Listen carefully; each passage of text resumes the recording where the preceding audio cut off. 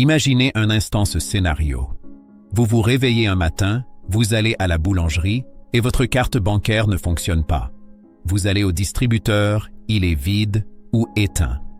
Vous regardez votre compte en ligne, vos économies d'une vie, vos années de travail, tout est là, affiché sur l'écran, mais vous ne pouvez rien en faire.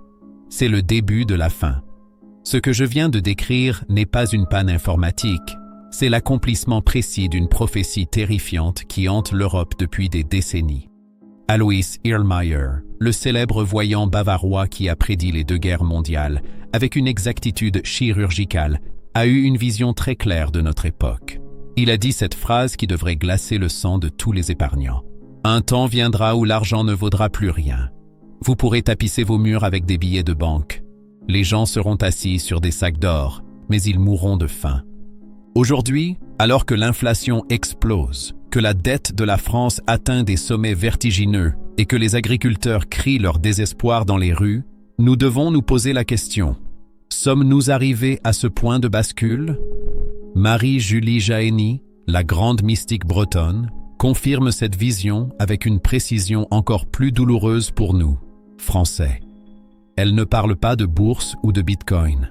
Elle parle de la terre. Elle parle du pain. Elle a prédit un moment terrible où la terre refusera de donner. Regardez autour de vous.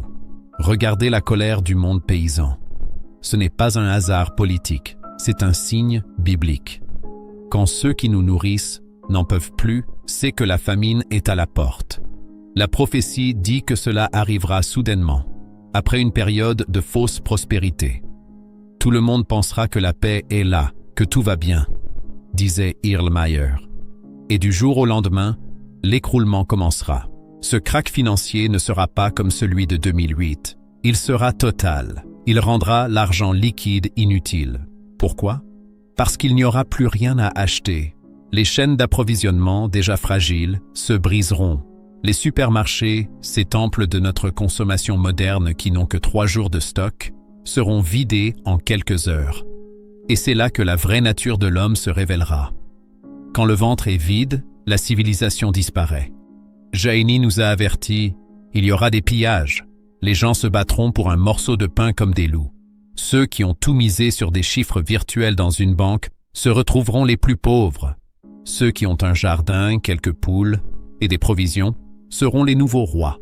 C'est une inversion totale des valeurs. Mais le plus effrayant dans ces textes, c'est la cause de cet effondrement. Ce n'est pas seulement l'économie, c'est une punition. C'est la conséquence d'une société qui a jeté le pain à la poubelle pendant des années, alors qu'elle a oublié Dieu. Le blé manquera, dit la prophétie. Le vin tournera. Ces phrases métaphoriques annoncent des récoltes catastrophiques. Imaginez une année sans blé en France. Plus de baguettes, plus de pâtes, plus de farine. Cela semble impossible? L'histoire nous montre que les plus grands empires se sont effondrés quand le peuple a eu faim. Et nous, avec notre confort moderne, nous avons oublié ce qu'est la faim. Nous sommes devenus faibles. C'est pourquoi ce message est urgent. Il ne s'agit pas de faire peur pour le plaisir, mais de vous réveiller. L'État ne vous sauvera pas. Les banques ne vous sauveront pas. Quand la tempête financière frappera, ils fermeront les guichets pour se protéger eux-mêmes. Alois Erlmeyer a vu des gens brûler des liasses de billets pour se chauffer. Cela nous rappelle l'Allemagne des années 20, mais à une échelle mondiale. La question que vous devez vous poser maintenant, c'est « Si demain l'euro s'effondre, que me reste-t-il » Avez-vous de quoi tenir? Car la famine monétaire précède toujours la famine physique. Et selon les textes, cela ira très vite. Cela commencera par les impôts qui deviendront insupportables, disait une autre source prophétique. Ne sommes-nous pas déjà dans cette phase? Le peuple sera pressé comme un citron, jusqu'à ce qu'il n'ait plus rien. Et c'est alors que la révolution éclatera.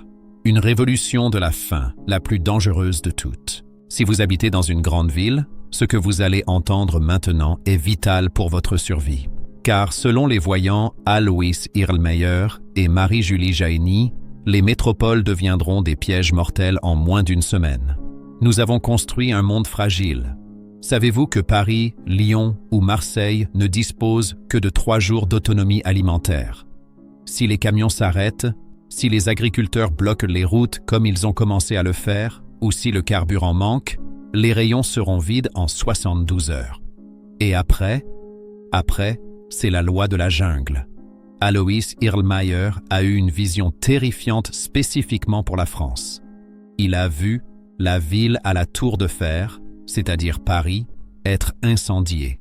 Mais attention, elle ne sera pas brûlée par une armée étrangère. Elle sera brûlée par ses propres habitants. Les gens deviendront fous de rage, disait-il. Ils mettront le feu aux maisons des riches. Ils pilleront les magasins. Ce sera le chaos total. C'est la révolution de la faim. Ce n'est plus de la politique, c'est de l'instinct de survie. Imaginez vos voisins, des gens polis et calmes aujourd'hui, se transformer en ennemis parce qu'ils n'ont rien à donner à manger à leurs enfants. Marie-Julie Jahenny décrit des scènes de guerre civile atroces. La France sera divisée. Il n'y aura plus de gouvernement pour maintenir l'ordre. Les forces de l'ordre seront dépassées ou rejoindront les émeutiers. Dans ce scénario, votre appartement au 5e étage n'est plus un refuge, c'est une prison. Sans électricité, plus d'ascenseurs. Sans eau courante, car les pompes électriques s'arrêteront, plus d'hygiène. Et surtout, sans issue. Les prophéties disent que les routes seront bloquées par des barrages. Ceux qui tenteront de fuir la ville trop tard seront dépouillés. C'est pourquoi le conseil des mystiques est toujours le même. Fuyez les villes tant qu'il est encore temps. Allez à la campagne. Un coin de terre, un puits, quelques poules. Voilà la seule richesse de demain. Ceux qui méprisent les paysans aujourd'hui viendront les supplier à genoux demain pour un sac de pommes de terre. C'est une revanche historique. La prophétie parle aussi d'une invasion intérieure. Profitant du chaos, des groupes armés prendront le contrôle des quartiers. Ce que nous voyons aujourd'hui dans certaines zones de non-droit n'est que la répétition générale de ce grand effondrement. Quand l'État s'écroulera financièrement, il n'y aura plus personne pour répondre aux 17. Vous serez seul. Erlmeyer a dit « Je vois les gens voler, tués pour un rien. La vie humaine n'aura plus aucune valeur. » C'est sombre, oui. C'est terrifiant, oui. Mais regardez la réalité en face. Regardez la violence qui monte déjà dans notre société pour des broutilles. Ajoutez-y la faim, la vraie faim qui tord les entrailles, et vous comprendrez que ces visions ne sont pas des fantasmes, mais des avertissements logiques. La guerre civile, prédite pour la France, commencera probablement par une crise du pain et de l'essence. C'est l'étincelle qui fera exploser le baril de poudre sur lequel nous sommes assis. Marie-Julie Jahenny précise même que cela arrivera à une époque où l'on voudra imposer de nouvelles lois tyranniques. Le peuple se révoltera, et dans cette révolte, tout sera détruit. Les infrastructures, les banques, les administrations. Ce sera le retour à l'état sauvage. Mais attention, dans ce tableau apocalyptique, il y a une catégorie de personnes qui sera protégée. Ceux qui auront écouté, ceux qui se seront préparés, non pas avec des armes de guerre, mais avec de la sagesse et de la foi. Ceux qui auront stocké un peu de nourriture, non pas pour la garder égoïstement, mais pour la partager et tenir le coup le temps que l'orage passe. Car l'orage passera. Mais il laissera derrière lui une France méconnaissable, une France où l'argent papier ne vaudra plus rien et où seule la solidarité réelle permettra de vivre. Alors, la question se pose. Êtes-vous prêt à vivre sans supermarché? Êtes-vous prêt à défendre votre famille sans police? Le compte à rebours a commencé et les signes économiques sont au rouge vif. Face à ce mur qui approche, la peur ne sert à rien. Seule l'action compte. Si l'argent ne vaut plus rien demain, qu'est-ce qui aura de la valeur? Ce qui se mange, ce qui soigne et ce qui protège. Marie-Julie Jahenny et d'autres mystiques nous ont laissé des indications très précises, presque une liste de courses pour la fin des temps.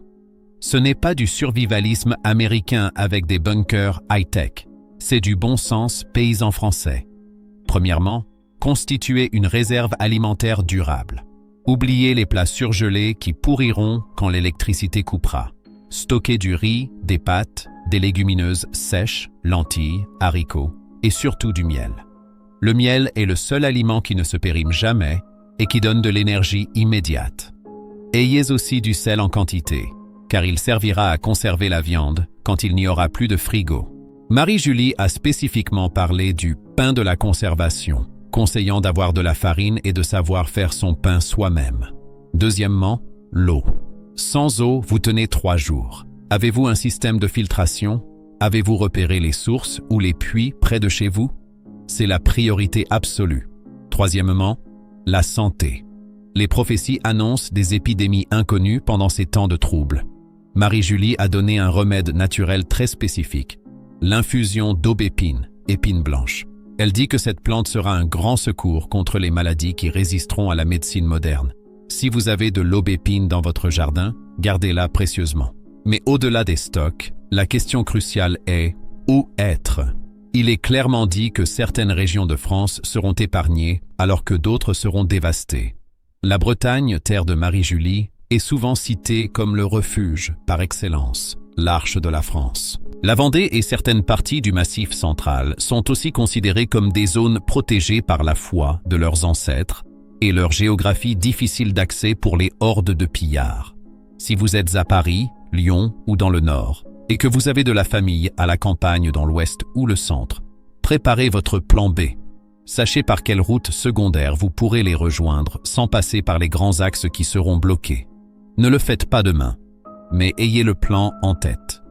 Quand vous verrez l'argent s'effondrer, n'attendez pas, c'est le signal. Enfin, n'oubliez pas que la préparation matérielle sans la préparation spirituelle est inutile.